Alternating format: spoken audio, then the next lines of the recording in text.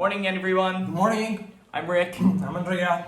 and today is Lucky 13. Yeah, day 13. Day 13 on March 20th. I have to say, I woke up today. I have a plan in the morning. It's not. I don't feel like I'm. No. I don't feel as much in jail as I do. Restriction, no. It's just you get adapted, and we did get adapted. There's a few little changes that were put in place yesterday. For example, we went grocery shopping yesterday morning, and now they only allow one person per family at the grocery store. Right. So we cannot go shopping, the two of us. One of us can go, and the other one has to stay home. Right. And I was actually not entirely surprised about this because this was sort of this is something that was enacted in China. This is what they did, and really there's no real reason for both of us to go grocery shopping. It's just we're just always together, and going grocery shopping together seems like a pretty normal thing, especially because they allow only a certain amount of people inside the supermarket at a time, so you have to wait in line to get in. That's a good point. There's only a certain amount of people if everybody goes in couple, then even less people can go inside at the same time. So if everybody's in theory, if everyone just goes one at a time, then they can have double the amount of people or shoppers.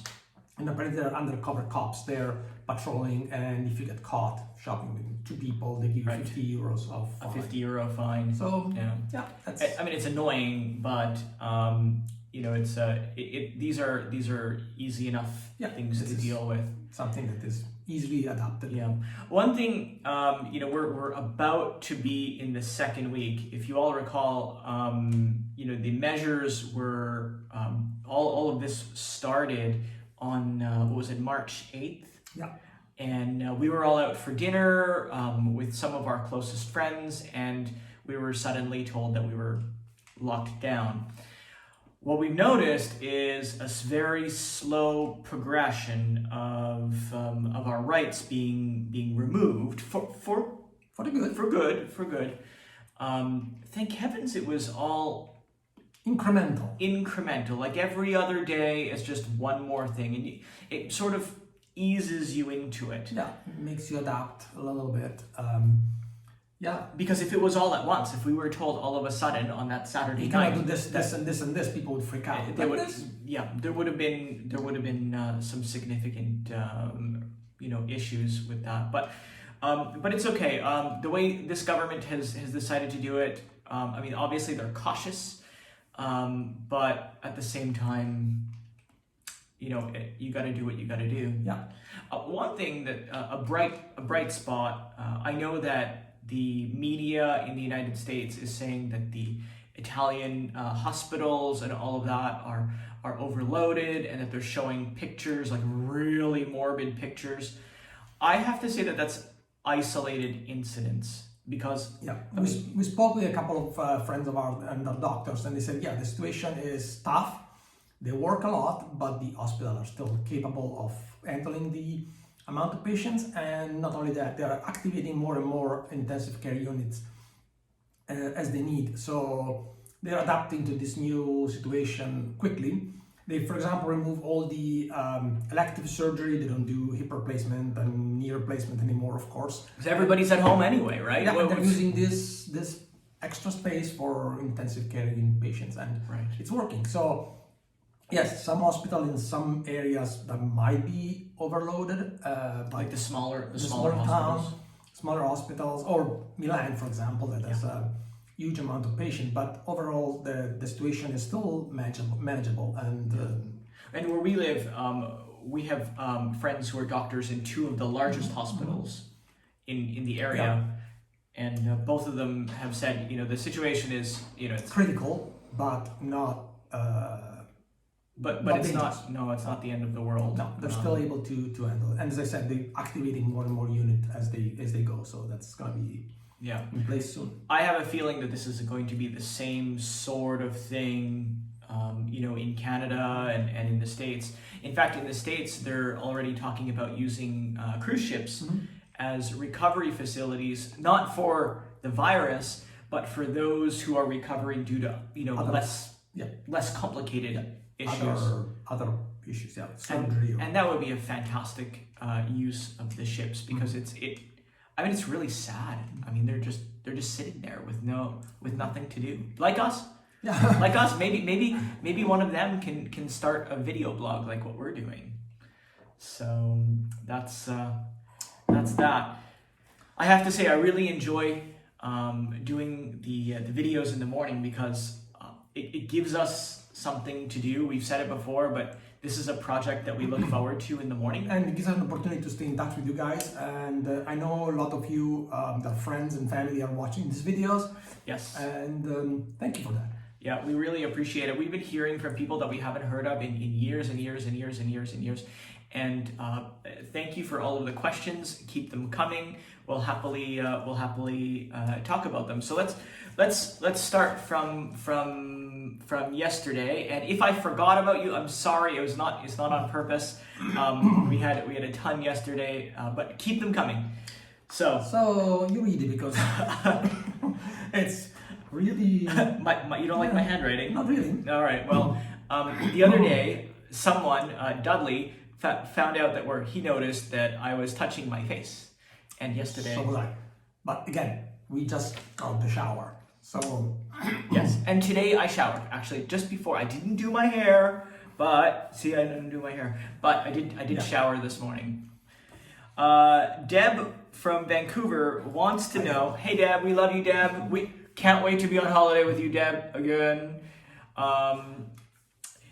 Deb wants to know, what's your mom's most frequently requested item, and what do we run out of the most? Well, this is a tricky one.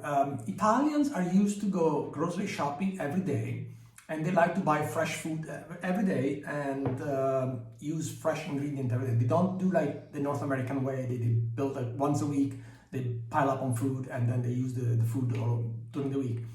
So for my mom, it's a bit of an adjustment. Now she has to adjust to once a week grocery shopping. She still go out in the morning, even if she's not supposed to, according to her family doctor, for bread and milk, because she wants to. Well, bread for sure. She buys every single day. So I would say bread and milk are the two things that are most frequently bought. Yeah, and for us, we eat a lot of fruits and vegetables, so a lot of salads. Especially at lunchtime, a lot of oranges. This is the end of the orange season, and so for us, I mean, we would typically buy 5 or 6 oranges, and we would go to the market on Mondays and Tuesday and Friday. I will never get that right, but anyway, we go to the market twice a week, pick up our oranges and lemons, because we make lemon tea at home, and then our salad and exactly. Whereas now, number one, the market is unfortunately closed. I get it. I mean, if you guys all saw the last photo of the market, it was really sad. There was less than half of the people that were there. So now what we're finding is, instead of buying 5 or 6 oranges, we're buying like a dozen oranges. But the problem with this is that now, some of that is starting to go off, and I had to throw one away yesterday, and anybody who knows me knows that I don't like to throw away food. Yeah, that's so it's it's an adjustment. It's an adjustment, and there are much worse things in life, definitely. But that's what we're doing. We're just buying a little bit more, but not too much, because we don't want the food. We're certainly not doing the Costco thing. What's going on there? Actually, our friend Damien posted a photo or a video of him going to Costco, and the line was just ridiculous, ridiculous. The first thing that came through my mind is how much of that stuff is going to be thrown away. But all right, next, Nikki from Ontario. Nikki, hey Nikki. It's been a long time. Nikki and us, we cruised together out of San Francisco. A while ago, yeah. Gosh, it was probably like 4 years ago. That was a wonderful cruise. Yep. And Nikki is a physician's assistant, and she is literally on the front lines. So thank you for doing what you do. You know, it's Be strong, and Yeah. it shall pass. Yeah, absolutely. Yesterday we talked about supporting small businesses and you know your local restaurants. And our friend from Palm Springs, Pamela, Manuela, and Our and parents. their parents, they called us last night. It was very sweet. They have a small restaurant in Palm Springs. It's an Italian restaurant. It's called Spaghetteria. They make wonderful pizza, really good pizza. And they're struggling as well as a small business, but we have to support them and keep good. Yeah, just keep going. So if Keep you going. happen to be watching from the Palm Springs area, we have lots of friends from Palm Springs. If you happen to be there and Say hi to them for us. say hi to them for us. Give them a big squeeze. They No, will. you can't. 1 meter away. Oh, right. Okay. A squeeze from a meter away. Exactly. And a friend of ours from Travel Addicts, Bill, said hello yesterday and was concerned about how we were doing.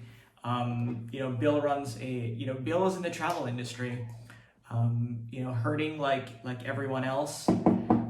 He was telling me about his friends in Prague who are having exactly the same, you know, their own form of shelter in place. Yeah. And this is something that's happening all over the world. Whether or not there is a significant amount of cases, it's happening. So, and then there was my mom and Doug. My mom called me yesterday morning. She was concerned as well, and Doug was in the shower. But when he got out of the shower, he suggested that what we should do is run around the bed and chase each other as a way to do some physical activity. to do some physical activity. Actually, we found a way to keep ourselves active. As we said, we have our building is a big enclosed yard, I would say. Yeah. So we did like 7 laps around. Mm-hmm. Yep. And you know, we go up the stairs, down the stairs, through the parking lot, and each loop is about 1,000 steps. And it kind of reminded us of a cruise ship a little bit because for anybody who's ever done any walking out on, you know, deck 7 or so, on a princess ship at least, they know that, you know, what is it, like 3.2 laps is a mile or something like that. Well, this one we calculated 1 lap is about 1,000 steps, and I like to do about 15,000 steps a day. He likes to do like, I don't know, 5 steps. If 5 steps, but 5 steps for him is great. But you know what, we're kind of with nothing else to do, so what the heck? Yeah, exactly. Otherwise, we can go buy these sunbeds. The temperature is incredible. I mean, it was 21 degrees in the sun yesterday. Maybe we buy some sunbeds and we start working on our tan. Shelly and Carla said that we look great on Carla's big screen TV, and has a couple of questions for us. By the way, we're broadcasting this in typical HD, so that's 1080p. We tried doing this in 4K, and it took 6 hours to upload the video. It was just like crazy. So we could do this better, but actually, this is the best we got. Hope it looks good. So Shelly has a serious question. She says, as you know, the BC Health Minister is stressing compliance with social distancing. Yes. Hand washing and self-isolation. Watching this event unfold, do you think this moving slow is a smart move by the government? As we just said, yes, it is, because this way people can adapt, like they did here. If they probably implement all this all in once, people will freak out. Yeah, and we're already seeing that stores are closing down, schools are shut, people are stopping traveling. So all of these are things that people are already doing. So whether or not we're going to have the same sort of Italy or China style of lockdown in Canada or everywhere in the United States, we don't know, right? As of right now, I know that San Francisco, Nevada, and New York they all have this shelter-in-place sort of thing enacted. But hey, if everybody just stays inside, then we don't have to do anything. Yeah. Simple as that, right? If we just stay indoors and we keep a distance from the public, that's it. And some people have said to us, well, why are we going out? Well, there's a limitation to this. I mean, we go to his parents' house because we take care of them, but we don't enact with the public. We have not seen any of our friends. We don't do anything else. We have just not go from seen here to my parents' place. Exactly, and back. There's like, or we go grocery shopping for my mom and back. That's it. And we could have like literally probably a 5-meter radius around us where there's nobody. I mean, normally in the street. Or in the street, in the stores, anywhere. And that's what this whole social distancing is really all about. So, I don't want to fault anybody because this is really a situation that hasn't happened since, I think, the Spanish flu. It's never happened. So the governments, they're really doing what they can. Yeah. And on a lighter note, Shelly and Carla are asking, what are we watching on TV or on Netflix, or is there anything I would recommend to watch? We started watching The Vikings on Netflix. Actually, it's really good. Yeah. Sorry. Cough. By the way, this cough is only during the day, and we spoke to his doctor yesterday. She says, don't worry about it, because at night, he doesn't cough at all. So it's just dog, so I should shut up. It's just allergies. It's fine. Or remnants of Deb's cough but I think it's just allergies. But anyway, okay, on to watching TV and Netflix. The Vikings. Vikings on Netflix. I like it because it's realistic. It's not like Game of Thrones where it's very violent. And it shows me that life could be a lot worse. Yeah. It could be a lot worse. So that's the one we like. And on a more lighter one, what is it? Yumi and Her, we've been watching. And the usual Grey's Anatomy, which is Grey's Anatomy. Thank you, Jared, for that one. Modern Family, which unfortunately is going to be the last season. It's the last season of Modern Family, which originally I didn't like. I did not like Modern Family, but now I like it. I think what it is that I need comedy. I need happiness. I need something to uplifting. I need something to lift me up.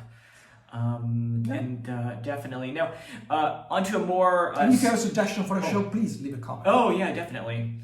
On a more serious note, Joan was asking us about her concern about the mortality rate in Italy. It seems to be higher than China. Reason why, we still don't know. Apparently France is experiencing the same mortality rate. Might be because Europe has an older population. In fact, the 99% of the patient that died are more than 79 years old. So that's probably one of the reasons. So Europe population is quite old. Yeah, and they all had underlying issues. Underlying issues. There's exactly. only like a handful of people that actually died with no pre-existing condition. And maybe they did have a pre-existing condition that was never discovered. So actually, they said there was only 3 people on March. By the end of March 17th, they said that there's only 3 healthy people in Italy that died because of this. That's it. 3. And another thing that's important, the way they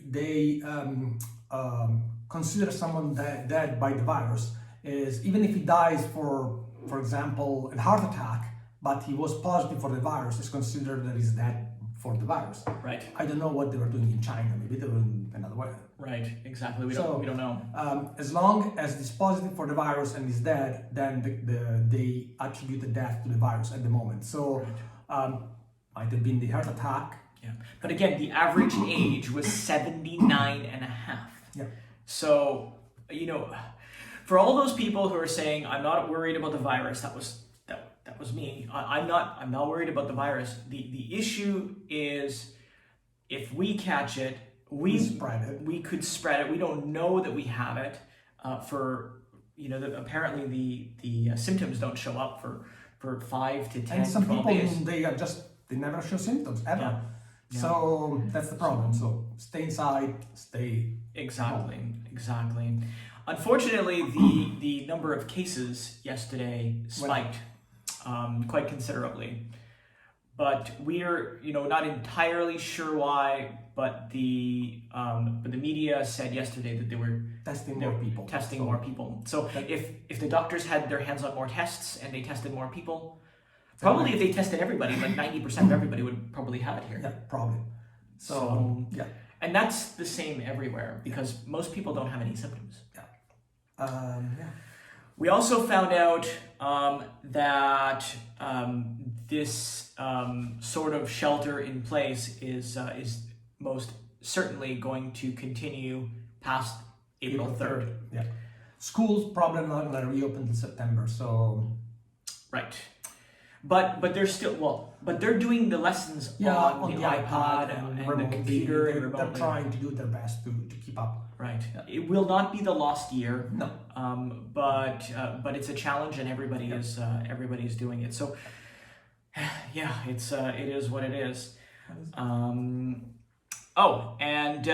Sorry, we almost forgot. Christy was asking, was mentioning about the possibility of us organizing a aperitivo hour or a wine hour. We're going to work on that. I don't know. We're going to be doing that actually tonight with friends, but we can only do that with 3 other people. So there can only be 4 people. Maybe we can do something on Facebook Live or something. We'll keep you posted on this. Exactly. Yeah, we're going to take a look. And how cool would it be for everyone, all of the travel addicts and everyone, to all come down on one place in front of each other on camera. Exactly. So and we also have to figure out the time. Yeah, we will. Yeah, so we might have to wake up in the middle of the night to open. We will do some research and let you know. Exactly.